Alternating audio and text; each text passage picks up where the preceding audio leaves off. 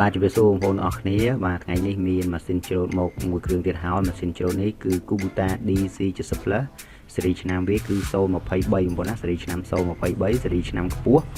បងប្អូនណាមានចំណាប់អារម្មណ៍ចង់បានម៉ាស៊ីនច្រូតយកទៅប្រើប្រាស់ក្នុងរដូវច្រូតកាត់ខាងមុខនេះបងប្អូនអាចតាក់ទងមកមើលបាន Kubota DC 100 DC 70 Plus បងប្អូនណា DC 70 Plus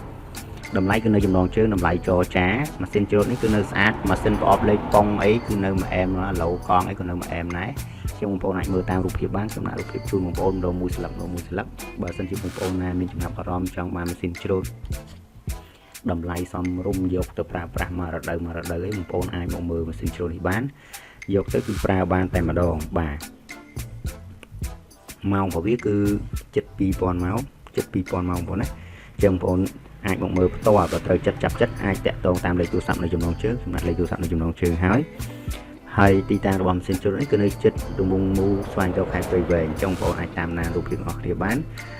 ជូនបងប្អូនតាក់ទងតាមលេខទូរស័ព្ទនៅចំណងជើងអរគុណជម្រាបលា